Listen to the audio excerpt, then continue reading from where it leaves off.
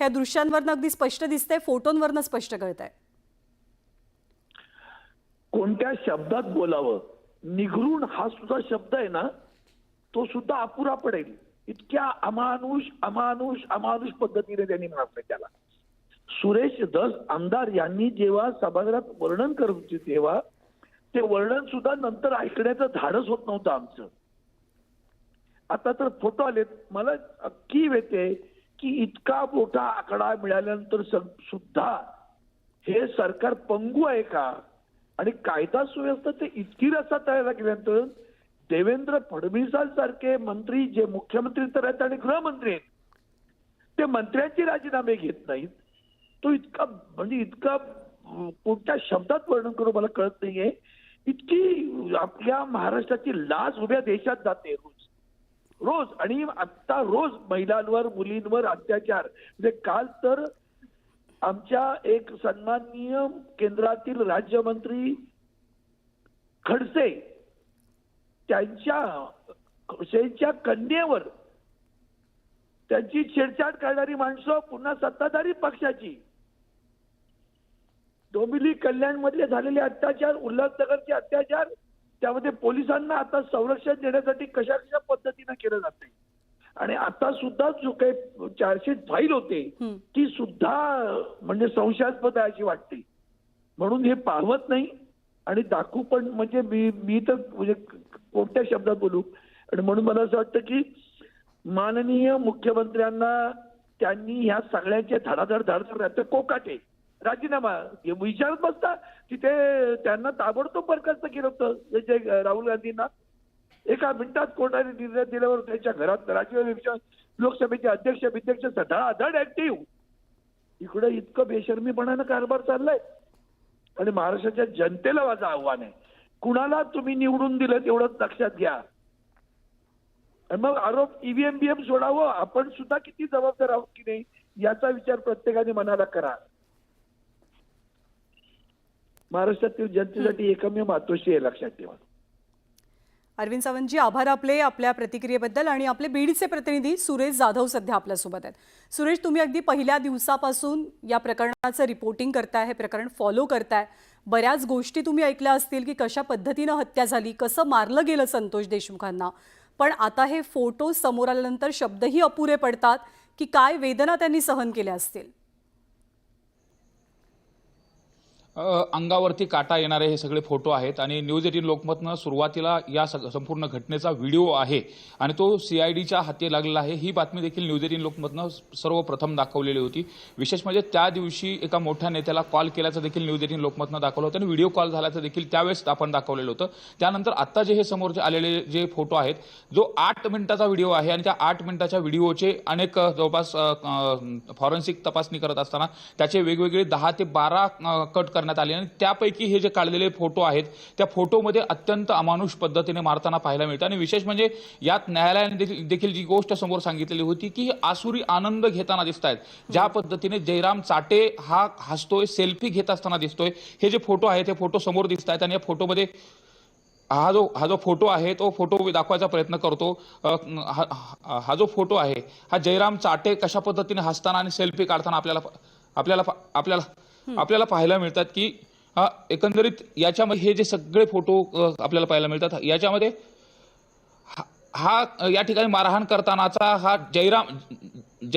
जयराम चाटे आहे आणि ज्याच्या संदर्भामध्ये फॉरेन्सिकनं देखील जो फोटो आहे तो फोटो त्याचा वेगळ्या अँगलने ज्यावेळेस अटक केल्यानंतरचा फोटो कोणता आहे आणि मारहाण करतानाचा फोटो कोणता आहे हे फॉरेन्सिकवाल्यांनी ज्या पद्धतीने फॉरेन्सिक लॅब तपासणीमध्ये आले हे समोर आले. त्याचबरोबर दुसरा जो फोटो आहे तो देखील या ठिकाणी दाखवायचा मी प्रयत्न करतो की जो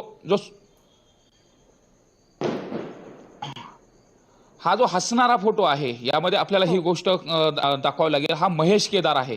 यामध्ये हा महेश केदार हसताना दिसतोय याच्यामध्ये आणि मारहाण केल्यानंतर याचा आसुरी आनंद कशा पद्धतीने घेतला जातोय. न्यायालयामध्ये देखील हीच गोष्ट सीआयडीने मानलेली होती की या आरोपींच्या चेहऱ्यावरती कुठलाही पश्चातापाचा भाव नव्हता, उलट याचा आनंद घेतला जात होता. हा महेश केदार यामध्ये हसताना आपल्याला दिसतोय. त्याचबरोबर जो सुदर्शन घुलेचा जो फोटो आहे जो यामध्ये मुख्य गेला तो हा सुदर्शन घुले आहे. हा जॉकेटवाला या ठिकाणी सुदर्शन घुलेचा फोटो आहे. आणि या सुदर्शन घुले कशा पद्धतीने तो सुदर्शन घुलेच्या संदर्भामध्ये या संपूर्ण प्रकरणाचा मास्टर माइंड आणि ज्यावेळेस मकोका लावण्यात आला होता त्यावेळेस सुदर्शन घुलेला म्होरक्या करण्यात आलेलं होतं. सुदर्शन घुलेचा जर इतिहास बघितला तर गुन्हेगारीचा इतिहास खूप मोठा आहे.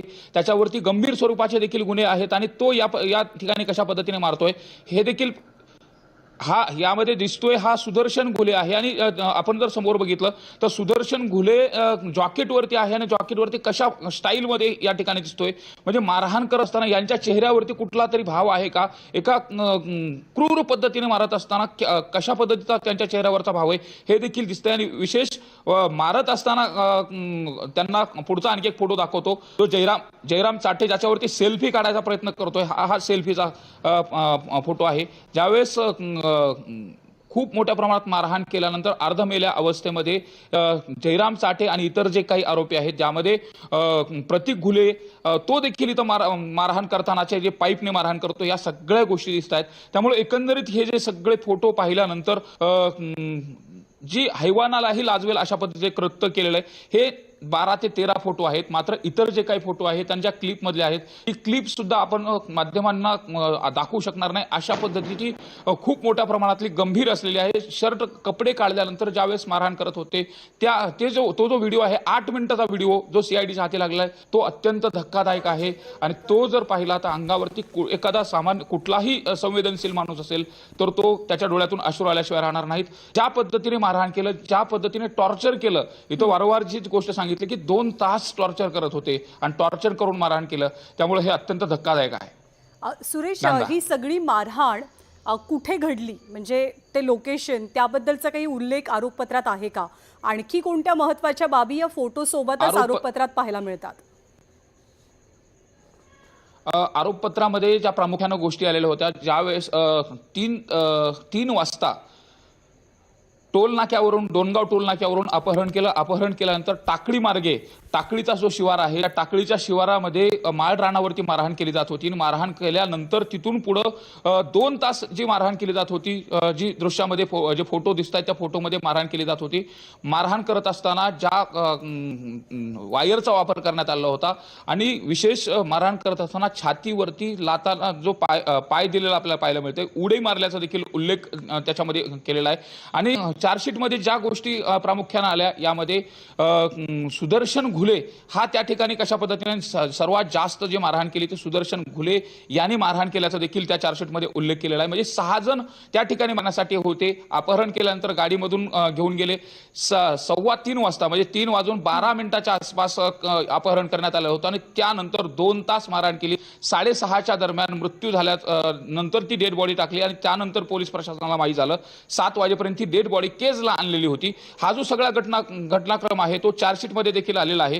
त्यामुळे ज्या पद्धतीने हैवानी कृत्य केलं होतं, ज्या पद्धतीने मारलं होतं हे अत्यंत धक्कादायक आहे. आणि चार्जशीटमध्ये याच्यामध्ये नंबर वाईज प्रत्येक आरोपींचा कुठला सहभाग आहे यात प्रामुख्याने ज्ञानदा एक गोष्ट सांगावी लागेल. जो व्हिडिओ आहे आणि त्या व्हिडिओ मध्ये फॉरेन्सिक लॅबनं जे निरीक्षण मांडलेलं आहे ते निरीक्षण हे आरोपीच्या दृष्टिकोनातनं म्हणजे मारहाण करत असतानाचा आरोपीचा फोटो, त्याच्या हातामध्ये असलेलं जे काही वेपन आहे त्या वेपनचं आणि त्यानंतर आता ज्यावेळेस त्यांना अटक केलं, त्या आरोपीला अटक केलं, तर आरोपीला अटक केल्यानंतर त्याचा वेगवेगळ्या अँगलने घेतलेले फोटो म्हणजे उद्या ज्यावेळेस न्यायालयामध्ये गेल्यानंतर हाच आरोपी मारणार आहे हे दाखवण्यासाठी सुद्धा चार्जशीटमध्ये तशा पद्धतीनं सीआयडीनं खूप बारकाईनं फॉरेन्सिकचे जे सगळे रिपोर्ट आहेत त्यामधून ते सगळं समोर येतं. आणि चार्जशीटमध्ये या सगळ्या जवळपास 1,500 पानाची चार्जशीट आहे आणि त्यामध्ये कुठल्याही गोष्टीला आरोपीला